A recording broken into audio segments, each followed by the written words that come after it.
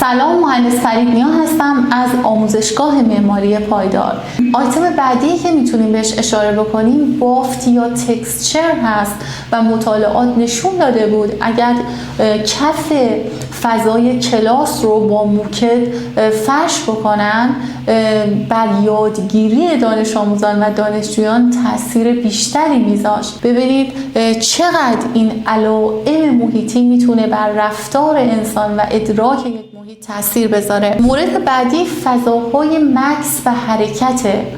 فضاهای مکث و حرکت رو مخصوصاً در فضایی مثل هتل ها ما میبینیم، در فضاهایی مثل طراحی های پارک ها یا لندسکیپ هست، فضاهایی مثل ویترین مغازه ها که از اون قسمت خیابون یک پس نشستگی داره به سمت مغازه و اون فضای حرکتی که در پیاده رو تعریف میشه در جلوی ویترین یک مغازه به فضای مکس تبدیل میشه و بعد شما میتونید انتخاب بکنید که آیا دوباره در مسیر موومنت یا حرکتی قرار بگیرید یا وارد مغازه بشید.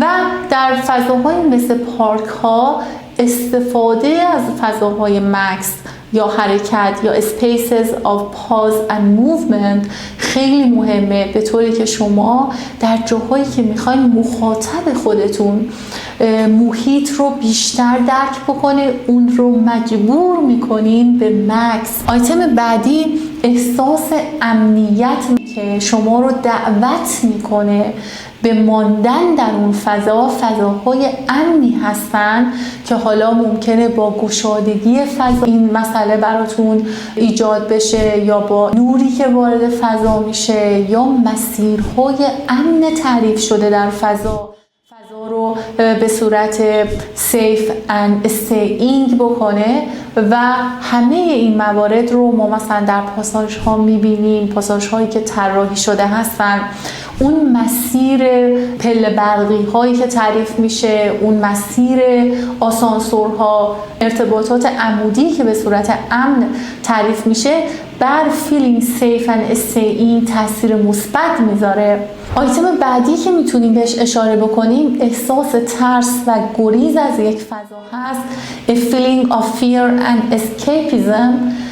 اسکیپیزم یعنی اون گریزی که یک فضا میتونه به مخاطب خودش القا بکنه که با تاریک بودنش میتونه این احساس رو به مخاطب بده، تنگ بودن فضا، کریدورهای تنگ بدون نور با ازدحام جمعیت که میتونه این فرار از محیط رو ترغیب بکنه. همه اینها تاثیرگذار هستن بر وجود این احساس تعلق به فضا، a sense of belonging to the spaces.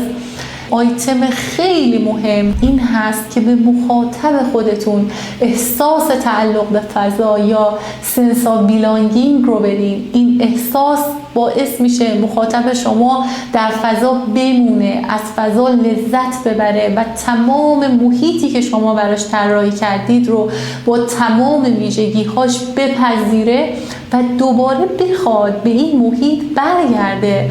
ما درسته بعضی از فضایی رو داریم که خیلی زیبا طراحی شده ولی شخص دیگه چون احساس تعلق به فضا بهش دست نمیده نمیخواد به این فضا برگرده. مخصوصا در طراحی مدرسه ها ما این احساس رو برای بچه ها باید به وجود بیاریم با عناصری که بهش تعلق دارن، دوستش دارن. یک سرشماری که انجام شده بود دیده بودن که اکثر مهد کودک ها و دبستان ها و پیش دبستانی ها از یک فرم ستاره استفاده میکنن و این فرم ستاره به خاطر این هستش که بچه ها رو به آسمان شب پیوند میده و ستاره یک شکل دوست داشتنی و خاطره انگیز برای بچه ها هست.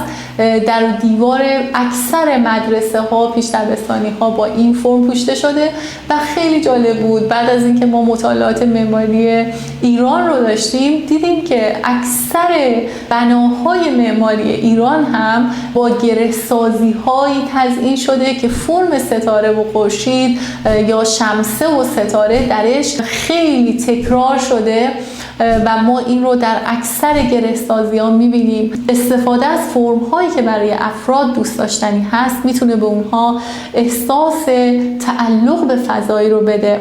آیتم بعدی وجود فضاهای سبزه. ما به صورت طبیعی دوست داریم که در محیطی باشیم که گیاه و سبزه و عناصر طبیعت توش مثل گل و گیاه و اینها وجود داشته باشه و این واقعا بر ادراک محیطی تاثیر مستقیم داره که presence of green space بهش میگیم، یعنی وجود فضاهای سبز. من سعی کردم این ویژگی های محیطی که میتونه بر ادراک افراد تاثیر مستقیم بذاره رو اینجا لیست بکنم. واقعا ایمان دارم هزاران آیتم دیگه میتونه به این موارد اضافه بشه، اینها رو تکمیل بکنه و دوست دارم شما برام کامنت بذارید، برام بنویسید که من بتونم در جلسات بعد ازش بیشتر استفاده بکنم. ویژگی های محیط میتونن بر ادراک انسان تاثیر بذارن و رفتار انسان رو تحت تاثیر قرار بدن. نوع آموزه های یک جامعه میتونه بر ادراک افراد جامعه تاثیر مستقیم داشته باشه، عکس العمل اونها رو متفاوت بکنه. این آموزه ها هم آموزه های علمی میتونه باشه، هم آموزه های مذهبی میتونه باشه.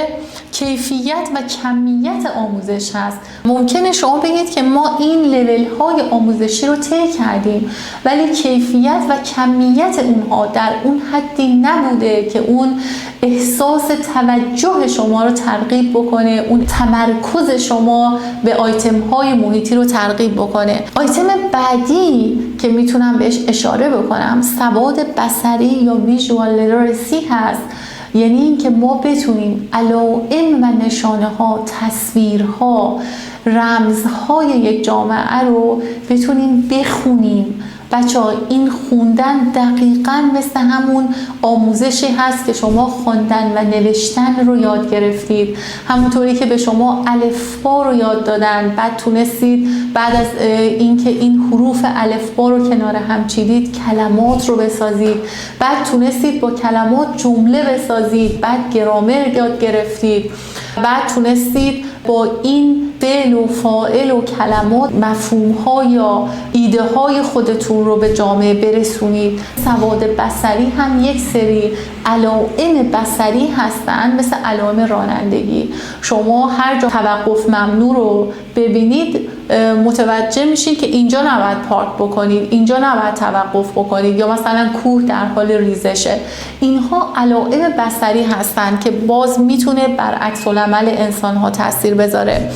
ارزش های یک جامعه، values، یا عکس العمل به محرک ها، reaction to stimuli، فرهنگ رو که اشاره کردیم همون کالچر، قدرت پاسخگویی به محرک ها، responsive power، زیست جهان انسان ها، life world، ارتباط با جامعه جهانی، communication with the global community، شرایط روانی، mental condition، فرصت ها، opportunities، اقتصاد، economy، محدودیت ها، limitation، موقعیت اجتماعی، social position، سواد خواندن و نوشتن، reading and writing، literacy و پتانسیل های موجود در جامعه، existing potentials.